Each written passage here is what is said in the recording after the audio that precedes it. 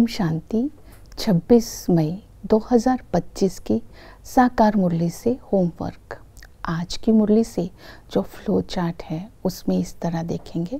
लक्ष्य को सामने रखते हुए जो हम पुरुषार्थ करते हैं, जब प्रैक्टिकल में होमवर्क करते हैं, जो सोमान लेते हैं, उसमें किसी एक बात पर सारा दिन फोकस करके उसको प्रैक्टिकल लाइफ में इम्प्लीमेंट करना है। फिर देखना है पूरे दिन में इसका मेरे को क्या फ़ायदा हुआ। जैसे आज की मुरली से हम लक्ष्य लेंगे, जीवन मुक्त में ऊंच पद पाने के लिए कर्मातीत अवस्था को प्राप्त करने का पुरुषार्थ करना है।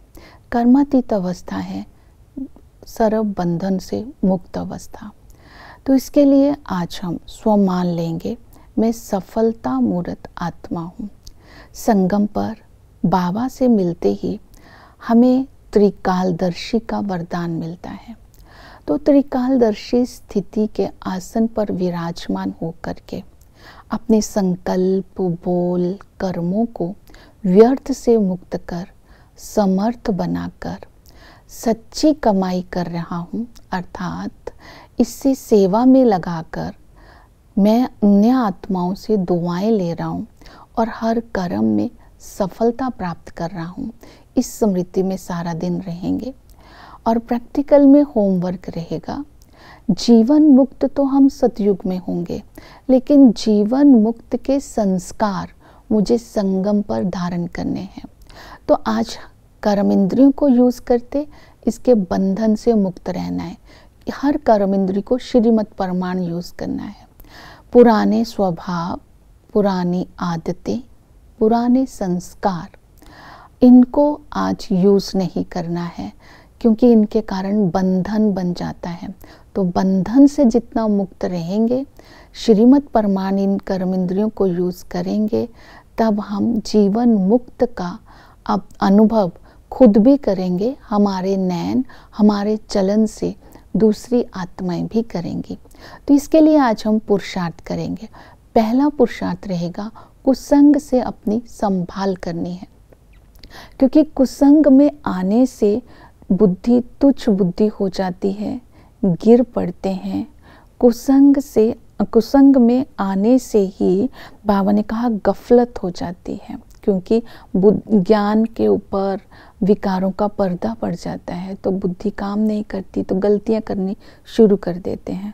तो कुसंग से अपनी संभाल करने के लिए बाप की श्रीमत को बुद्धि में रखना है।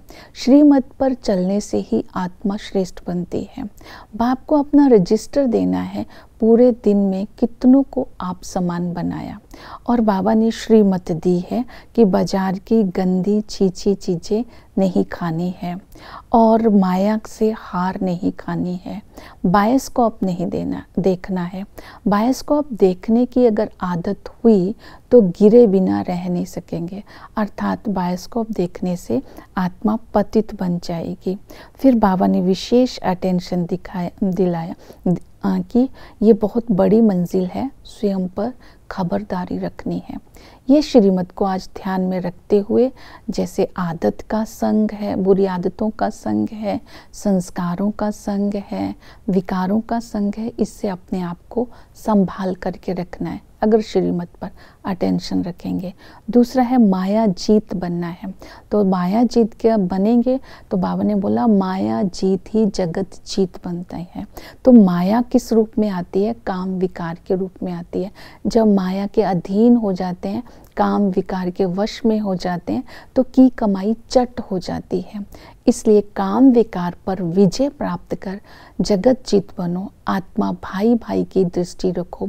अशरीरी का बार बार अभ्यास करो, क्योंकि देह भान से ही विकार की उत्पत्ति होती है और वो संकल्पों के द्वारा ही विकार अंदर पहले आता है। तो इस विकार से मुक्त होना है। दूसरा बाबा ने अटेंशन दिलवाई है क्रोध के ऊपर।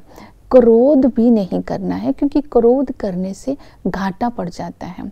क्योंकि हमारे खजानों की लीकेज हो जाती है। एक संकल्प से हमारा श्वास का खजाना, समय का खजाना, क्रोध बोल के द्वारा करने से सारे खजाने खत्म हो जाते हैं। इसके साथ बाबा ने तीसरा पुरुषार्थ बताया, मोह जीत बनना है। बाबा ने कहा कोई भी चीज़ से ममत्व नहीं रखना है। इस पुरानी दुनिया से तुम्हें अपना पल्लव आज़ाद कर लेना है। क्यों बाबा ने इस बात पर अटेंशन दिलवाई? कोई भी चीज़ से लगाव ना हो, कोई इच्छा ना हो, कोई मेरा मेरा ना हो, क्योंकि अगर ये सब कुछ होगा तो अंतिम समय शरीर छोड़ते समय ये सब कुछ सामने आएगा, तो अंतमति सो गति हो जाएगी। इसलिए बाबा कहते हैं कि पेट को तो कितना चाहिए, 2 रोटी चाहिए, इसलिए फालतू खर्चा नहीं करो। क्योंकि जितना हमारी अटैचमेंट होती है तो लोभ के वश हम फालतू खर्चा करते हैं। तो अपने आप को ममत्व से मुक्त रखना है, मोह जीत बनना है, नहीं तो अंतिम समय वहाँ मोह की रग जाएगी। इसके लिए चाहिए वैराग्य। तो बाबा इस पुरानी दुनिया से हमें वैराग्य दिलाते हैं। हम जानते हैं हम क्या थे और हम क्या बनने वाले हैं। हम देवता थे, अभी हमें बाबा देवता बनाने के लिए आए हैं। तो इस पुरानी दुनिया में से कुछ भी वहाँ नहीं चलेगा। ये पुरानी दुनिया खत्म होने वाली है। तो इसलिए बाबा ने पुरानी दुनिया से वैराग्य दिलाते हुए कहा कि तुम्हें नई दुनिया में राजा रानी बनना है, तो तुम्हारी बुद्धि अब नई दुनिया में ही रहनी चाहिए और इस बात की खुशी होनी चाहिए। तो स्वयं को याद में बिजी रखना है। बाबा ने कहा मामेकम याद करो, याद करने से ही आत्मा पावन बन करके पावन दुनिया का मालिक बन जाएगी। संगम पर बाप, टीचर, सतगुरु के संबंध से हमें पालना देते हैं। बाप के संबंध से हमारा बाप के साथ सच्चा लव होना चाहिए, क्योंकि जब हम सोल कॉन्शियस होंगे तब ही अनकॉमन बाप के साथ हम प्यार को निभा सकेंगे और वर्षे के अधिकारी बनेंगे।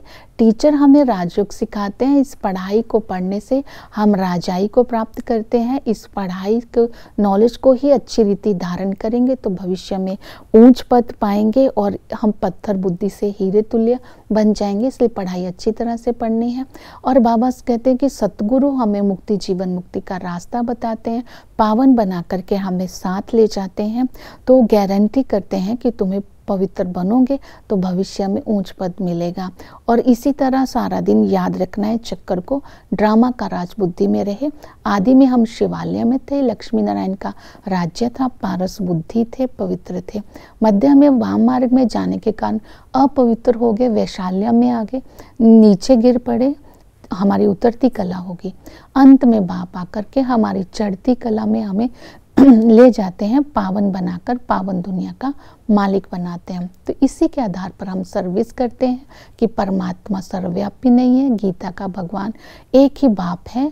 और भारत को मदर कंट्री क्यों कहा जाता है? तो इस तरह सर्विस की उछल होनी चाहिए और सर्विस का शौक होगा तभी भविष्य में ऊंच पद पाएंगे। ओम शांति।